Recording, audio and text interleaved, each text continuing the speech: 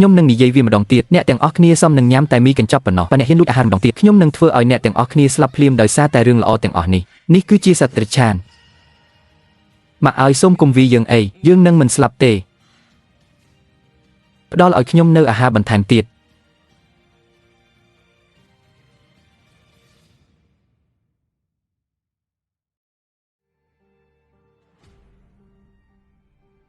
អ្នកនៅតែមិនទាន់ញ៉ាំអាហារមែនទេ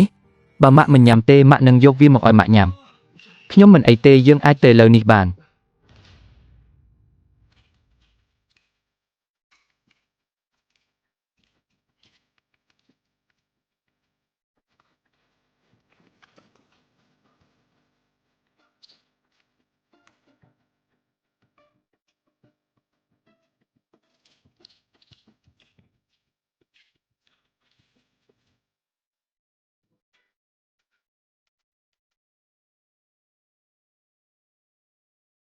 ដោយមិនគិតពីថាតើវាជាអាហារចុងក្រោយឬអត់នោះទេញ៉ាំឲ្យឆ្អែតសិនលុះត្រាតែអ្នកពេញហើយពេលគាត់ធៀបនឹងលូកប្អូនស្រីរបស់គាត់មានតែពេលនោះទេដែលខ្ញុំអាចនាំប្អូនរបស់ខ្ញុំឲ្យរត់ចេញទៅជាមួយគ្នាបាន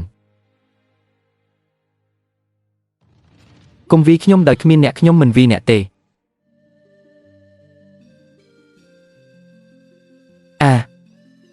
តើអ្នកកំពុងធ្វើអ្វីញ៉ាំអាហារមួយពេល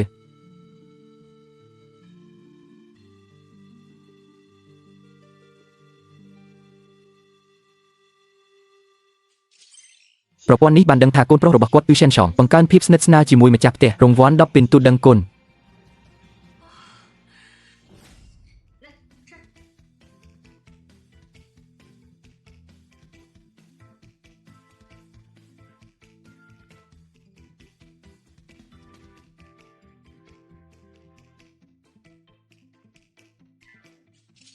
នៅពេលដែលការដឹងគុណកើនឡើង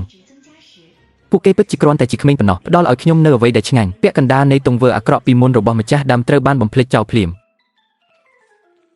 ក្លិនវាឈ្ងុយណាស់គាត់ពិតជាបានចែករំលែករឿងល្អជាមួយយើងលើកនេះមែននេះជារឿងមិនប្រក្រតីពេកហើយខ្ញុំមិនអាចទុកគាត់ចោលបានពីរបីថ្ងៃទៀតទេ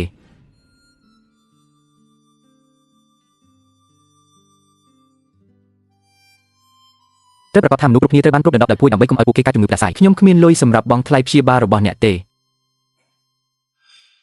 ស្លៀកពាក់បានស្អាតម្លេះគាត់ច្បាស់ជាបានទៅជួបជានលីឈៀងហើយយីលីនតើវាអាចជានរណានៅពាក់កណ្ដាលអធ្រាត្រ